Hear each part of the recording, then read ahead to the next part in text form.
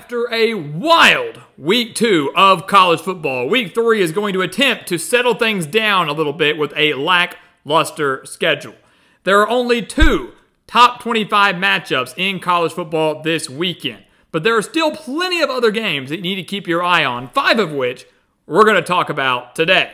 So welcome back to the Gridiron Expert, guys, here with our Week 3 predictions. 5 games that may be flying under the radar that you need to watch out for. We will have individual videos coming out for Arizona, Kansas State, Boston College, Missouri, and Alabama, Wisconsin. But here are 5 other games that you definitely need to watch this weekend. As always, please continue to like, comment, subscribe, share our videos, and of course, check out everything down in the description below. That includes our expert picks right here. The link is down in the description below over on thegridironexpert.com. Some of the best college football and NFL spread picks in the entire country. We are beating out over 80% of the national handicappers. We've done so each of the last 6 years. We're doing it actually right now. So by season's end, we will have made it 7 straight years. We beat out some of the best handicappers in the country. 63% all-time winning percentage, one of the best marks in the entire country, one of the lowest prices in the entire country for a full year-long subscription. No other handicappers offering you that type of deal. We want you to take advantage of it. We want you to join our team, become a member of our GE Nation, start winning big with us today. Again, over on thegridironexpert.com with our expert picks. So let's dive into it. Let's dive into these 5 games here. We'll start with College Game Day. College Game Day is going to Columbia, South Carolina. The first time in, 10 years that they have been to South Carolina. And we've got a very interesting matchup between number 16 LSU and the Gamecocks. The question I have in this game for both teams is which teams are going to show up. What are we going to see from the Tigers? What are we going to see from the Gamecocks? Both teams have been very inconsistent within the first 2 weeks of the year. LSU lost to USC, made a handful of mistakes in that game that cost them there, but didn't look all that bad against the Trojans. Last week against Nichols, only won by 23 points and allowed 150 rushing yards. So somewhat lackluster performance there. Didn't win by as much as maybe they wanted to or expected to. South Carolina, though, week 1, they barely survive Old Dominion at home and then go on the road to Kentucky as double-digit underdogs and crush the Wildcats 31-6, holding them to just 44 passing yards and 183 yards on the day. So, which teams are going to show up? My question right now is, can South Carolina, what they did against Kentucky was unbelievable. What their defense did was unbelievable. Can the defense do that again against LSU? I'm going to say no. I'm going to go with no. Garrett Nussmeier, he's the real deal, guys. Just 2 games. Has already thrown for over 600 yards, 8 touchdowns, just 1 interception. That 1 interception came in the final seconds when the game was pretty much already done against USC. LSU, I believe, has knocked off the rust. First 2 weeks, they figured things out. They're going to look a lot better in this game against South Carolina. The offense is great. The front 7 is very, very dangerous, and that could end up being the difference maker against a South Carolina offensive line that's still a little bit shaky and a young quarterback in Lenora Sellers who's already been sacked 7 times this season. LSU dials up the pressure. The offense lights it up. The Tigers don't win by a wide margin, but they do win on the road. Interesting game, though. Early morning game, I should add, on Saturday. Sticking in the early morning, we've got the Mike Norvell Bowl. Memphis at Florida State. Mike Norvell, the former head coach at Memphis, led the Tigers to a New Year's Six Bowl berth just a few years ago, at least 7 years ago, somewhere around there. And then went to Florida State, where last year led them to a New Year's Six Bowl game, and many believe should have been the college football playoff. But this year, things are very different for both these teams. Memphis has their eyes on the college football playoff. They are one of the best group of 5 teams in the entire country, one of the most experienced group of 5 teams in the entire country. Florida State, they're still searching for their first win. They dropped their game to Georgia Tech, lost at home in embarrassing fashion to Boston College. They're 0-2, coming off a bye week, desperately needing to get in that win column. Memphis has the offense and the team, but certainly the offense to win this game. One of the best quarterbacks in the country in Seth Hennigan. He threw for over 300 yards in week 1 and then took a backseat as the Memphis running game dominated in week 2, rushing for over 200 yards. Florida State's defense has been very, very lackluster, has not done a very good job at stopping the run. It's been wildly concerning against those games against Georgia Tech and Boston College. But I've got to believe that Mike Norvell is going to right this ship. The season is not completely over for Florida State. I believe it is, but technically, mathematically, it's not. It's not completely over. It will be, though, if they lose to Memphis, and I don't think they will. I think the Seminoles narrowly escape the Tigers in Tallahassee. This game will be much closer than it needs to be, much closer maybe you think it will be, but Florida State's defense wakes up. They bottle up the Memphis run game. They make them one-dimensional, force Seth Hennigan to win the game through the air. Can he do it? Absolutely, but they fall just short. They win this game. Florida State, with their size and strength at the line of scrimmage, is the difference maker. They finally get in the win column, but is it going to be the spark that they need? We're going to continue through our Week 3 predictions here shortly, but first, a quick word from our sponsor. We've got a new sponsor for the show this season, Chris Gates Fitness and his online fitness training camp. Training Camp is a monthly fitness program designed specifically for football fans, and it's like nothing I've ever seen before.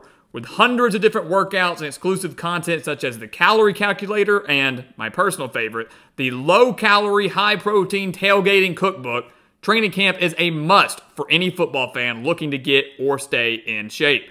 With Chris as your coach, you'll get top-notch guidance. He's been coaching people online since 2018, and, like all of you watching, he's a die-hard football fan. His clients consistently get results by implementing a flexible approach to diet and exercise.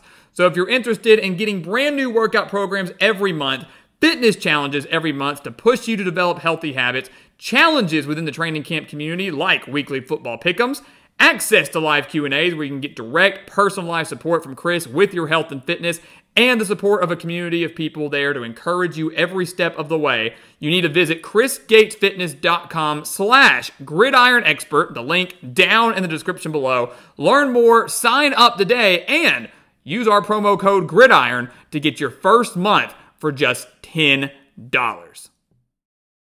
How about number 9, Oregon and Oregon State? The rivalry stays alive. Hey, Oklahoma State, take notes. Despite changing conferences, you can still keep your historic rivalries alive. Oregon State and Oregon are doing it. Washington State and Washington are doing it. It's phenomenal. This is the 128th meeting between the Ducks and the Beavers. They've met every single year since 1945. And the question here, is this the game where Oregon finally wakes up? The Ducks seemingly have sleptwalked through their first 2 games against Idaho and Boise State, lucky to win both of those. But the funny thing is, Oregon put up solid stats in both. They had over 350 yards of offense in both of those games. Dylan Gabriel has thrown for over 600 yards and 4 touchdowns with 0 interceptions. The defense was phenomenal against the Boise State passing game, holding Boise State to 17 of 40 on pass attempts, only 17 completions for 148 yards. It's mistakes that are killing Oregon. Dan Lanny's got to clean them up. The turnovers, the penalties, just everything that it really is just mental. That's what Oregon's got to fix up. It's still a high-quality team, but they've got to fix the mistakes. Oregon State, meanwhile, they are in like the Pac-2 conference. You know, the Pac-12 dissipated. Oregon State and Washington State really didn't find themselves a conference this offseason. But the Beavers playing well. They're 2-0 with wins against Idaho State and a shutout against San Diego State. Their strength, the ground game, has been unbelievable. 362 rushing yards in week 1, 237 rushing yards just last week. Jam Griffin and Anthony Hankerson have both rushed for over 200 yards already this season. The Oregon defense got gashed last week against Ashton Genty in the Boise State ground game. Got absolutely demolished at home in Eugene, allowing 221 rushing yards to the Broncos. So can Oregon's defense bottle up the run game of the Beavers and win this game? I say yes. I don't have a lot of faith in Oregon State's passing abilities, at least not yet. Oregon, by and large, on both sides of the ball, is the better team. If they can limit the mistakes, they should win this game. They should win it by double digits, and this could be the spark they need, the wake-up call they need to finally start looking like the Oregon team we all expected them to be. How about Gainesville, Texas A&M, and Florida? A massive game for 2 1-1 programs. A major game that could kind of set the course for the rest of the season for both of these teams, both of which I would say have lofty expectations. A&M maybe more so than Florida because we know the schedule the Gators are up against. But here's the thing. Quarterback play. That's the story here. Both quarterbacks have been lackluster, right? We saw Connor Wigman last week and the week before against Notre Dame put up very bad numbers. Bad against Notre Dame, only 100 passing yards. Last week, only 125 yards, although granted, the Aggies' rushing game took over. 333 rushing yards against McNeese. So Wigman was able to kind of take a step back. But can he thrive? Can he deliver through the air against Florida now in the Swamp, one of the most difficult places to play in the country. Florida, on the other hand, Graham Mertz was atrocious in week 1, then got hurt. DJ Lagway looked phenomenal last week. Granted, it was against Samford, but threw for over 450 yards and 3 touchdowns. If he gets the start again, we expect he would, Florida's offense might finally continue to look the way it needs to. Florida's got talent. There's no debating that. There's talent on offense. There's talent on defense. What is holding Florida back, or at least what we thought, was the schedule, how tough the slate is. It's like the talent's there, but their opponents are tougher. So this is going to be a team that maybe looks, has a record that doesn't indicate how good this team really is. Back in the preseason, I picked Florida to win this game, and I'm sticking with it. I think Lagway gave this team the spark they needed, and if the offensive line can hold for Florida, Lagway is going to deliver. So give me the Gators to beat Texas A&M. Stop panicking a little bit. You're 2-1. If anything, A&M needs to panic. Many thought they'd be maybe 2-1, 3-0 at this point in the year. I think they fall in a close one down in the Swamp. Florida maybe riding the ship. Maybe all they needed was a quarterback change, but 2-1 as they start to head into the bulk of the difficult part of their schedule.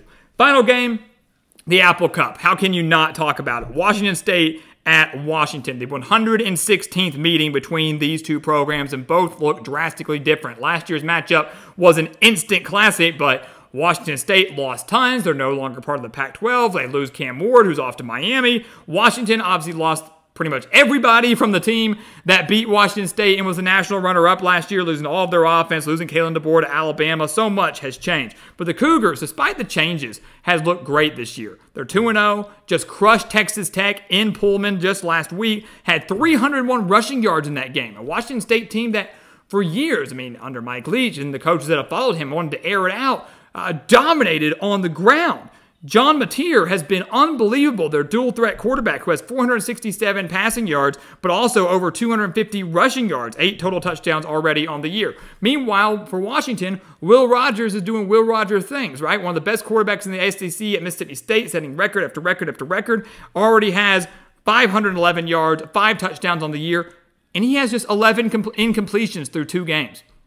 2 games, only 11 incompletions. Seattle is not an easy place to play. We know this. Washington State is not scared of it, but I'm going to go with the team that I think defensively can get the job done. That's Washington. The team that has home field advantage in this game, that's Washington. And the team that arguably from an experience standpoint has the better quarterback, and that's Washington and Will Rogers. John Mateer has been unbelievable, but the Cougars' defense is a concern for me. They've given up over 449 yards in both of their games to Portland State and Texas Tech. I believe Washington is able to exploit that. Jed Fish, a great offensive mind, got a veteran quarterback at his disposal. It's close, but the Huskies win the Apple Cup in a game that, once again, take note, Bedlam, can still be done despite these two teams being part of different conferences. So, guys, there you go. It's a little bit lackluster weekend, right? Not too many big marquee matchups, not many top 25 matchups, but still going to be a very fun weekend in college football. All of these games should be very close, should be a lot of fun. I think if you're looking for a game that's going to be a blowout, it's probably going to be the Oregon game, but look, Oregon's proved us wrong the last 2 weeks. I'm weary of the Ducks right now, so we're going to wait and see how it all pans out. But look, as we saw in week 2, anything can happen on any given Saturday. You should assume absolutely nothing when you turn on your TV to watch college football. And for me, I would not have it any other way. So guys, as always, thank you so much for watching us here at the Gridiron Expert on YouTube. Make sure to continue to like, comment, subscribe, share our videos, and of course, check out everything down in the description below. That includes our website, thegridironexpert.com, home of these expert picks. If you want the spread picks for these games and many other college football games, and our NFL spread picks as well, already off to a great start in this NFL season, you do not want to miss out on those. Go check it out. Sign up today. The link down in the description below. And once again, as always, thank you so much for watching, and we'll see you next time right here on the Gridiron Expert. Yeah.